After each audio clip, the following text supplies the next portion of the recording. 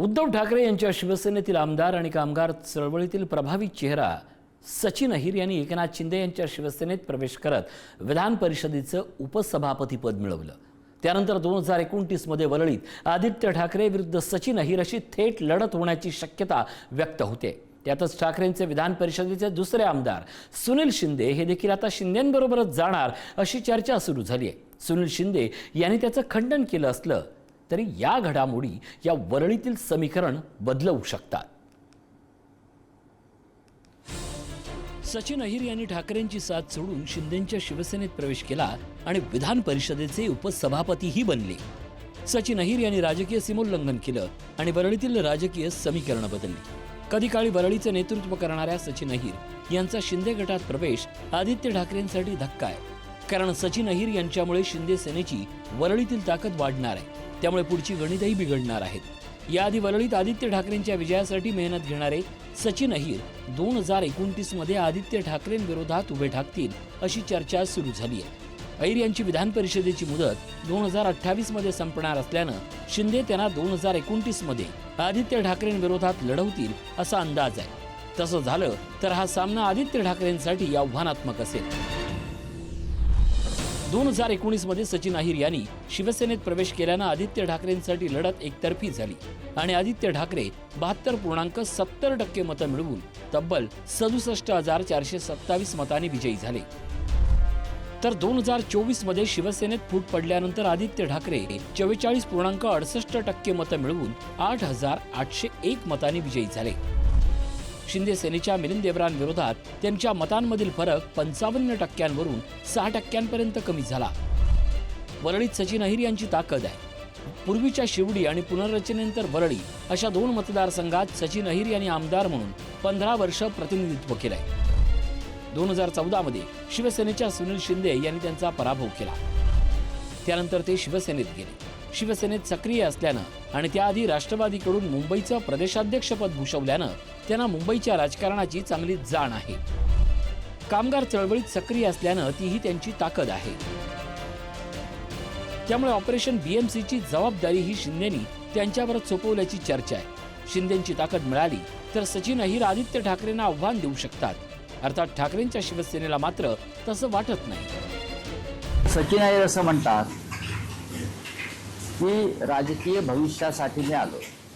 खरं म्हणजे त्यांचा पराभव सुनील शिंदेने केला तेव्हा त्यांच्या राजकीय कारकिर्दीला पूर्णविराम तेव्हाच लागला होता आणि सुनील शिंदेसमोर टिकणं पुन्हा एकदा त्यांना शक्य नव्हतं। वरळी विधानसभा ही काय माझी कधी इस्टेट नव्हती किंवा कोणाची तरी ती इस्टेट आहे अशातला भाग नाही। ते आज लोकप्रतिनिधी आहे।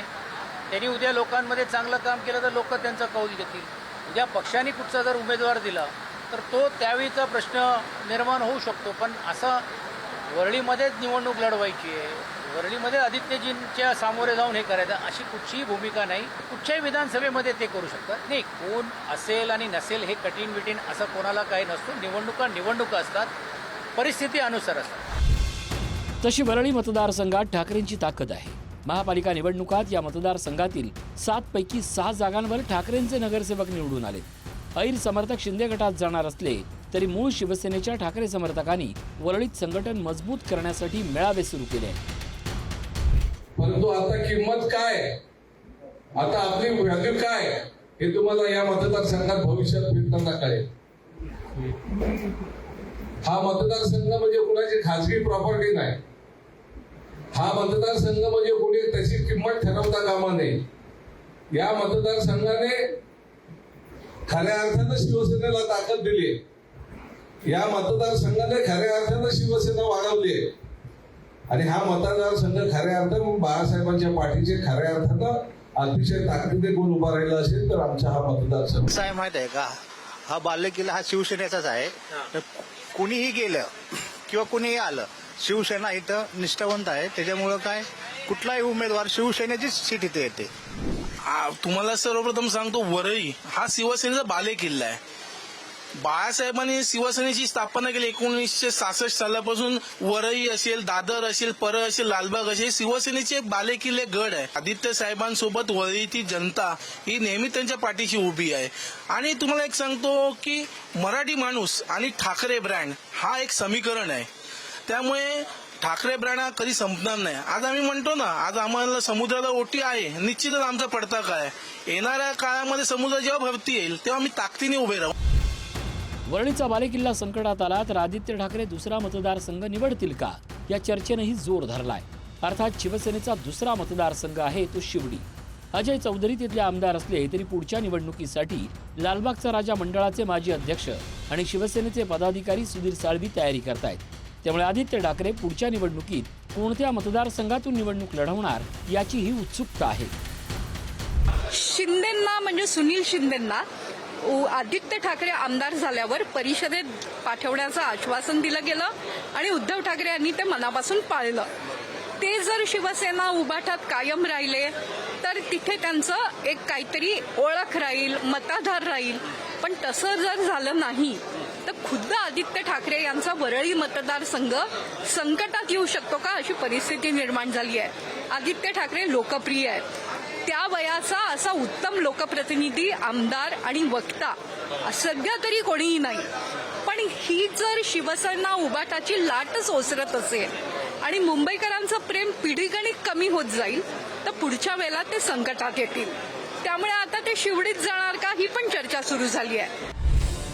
अर्थात पुढच्या निवडणुकीआधी मतदारसंघ पुनर्रचना झाली तर नवी समीकरणं तयार होतील. दुसरीकडे एकनाथ शिंदे यांचं ऑपरेशन टायगर आता स्थानिक पातळीपर्यंत पोहोचलंय. त्यामुळे मुंबईत ते आमदार नगरसेवकांना गळाला लावून पुनर्बांधणी करू लागलेत.